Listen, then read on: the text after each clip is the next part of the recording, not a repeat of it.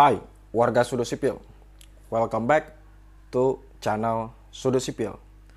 Nah teman-teman, udah baca belum berita tentang sebuah ruko 3 lantai kemarin ambruk seketika, sedangkan bangunan di sekitarnya itu tidak ambruk. Nah, menurut penelusuran berita yang saya baca, ada yang menyatakan itu terjadi karena adanya penggalian selokan atau saluran di samping pondasi bangunan tersebut, gitu ya. Dan bisa jadi apabila penggalian itu mengikis atau merusak daripada si pondasi bangunan tersebut. Tetapi di sini saya juga iseng-iseng mencoba untuk menelusuri daripada kondisi existing bangunan tersebut. Apakah bangunan tersebut layak huni, strukturnya standar daripada yang ditetapkan sebagai bangunan yang layak huni, atau memang bahkan strukturnya tidak memenuhi. Oke, kita coba cek melalui Google Maps. Ya, ada follower daripada Sudut Sipil mengirimkan koordinat daripada lokasi si bangunan tersebut, yang mudah-mudahan bangunan ini benar yang sesuai kejadian kemarin, ya.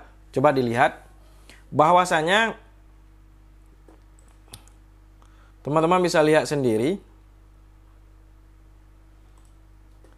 kondisi daripada bangunannya, ya. Sekilas sepintas bisa teman-teman lihat. Ini bangunan secara visual saja kita menganalisa memang jauh daripada mutu beton ataupun kualitas yang layak untuk dihuni.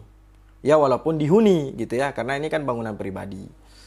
Terus teman-teman juga bisa lihat juga terkait yang namanya struktural daripada bangunan tersebut. Ya. Contoh misalnya yang paling nampak ini tentang kondisi tiang beton atau kolom betonnya, di mana pengocorannya terkesan abal-abal bahkan asal-asalan.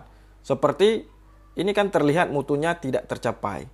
Itu alias kropos. Dan yang terpenting lagi, kondisi daripada si dimensi beton tersebut untuk kolomnya itu terlalu kecil dengan kondisi bangunan 3 lantai. Ya, teman-teman ya. Ini kan 3 lantai ya. Tetapi kondisi si tiangnya terlalu kecil. Oke. Kemudian kita lanjut lagi di arah ke belakang, bisa teman-teman lihat sendiri. Pengocorannya pun, dimensinya pun tidak memenuhi terhadap struktur yang layak bagi bangunan 3 lantai. Kemudian yang paling menjadi perhatian saya, titik beratnya itu ada di konsep cantilever. Balok cantilever, kemudian di ujung baloknya bertumpu dengan beban 2 lantai ke atas. Dan hal ini, menurut saya, beban cantilevernya sudah overload. Sehingga rentan sekali bangunan ini terbelah dan roboh. Ya, itu menurut saya teman-teman ya.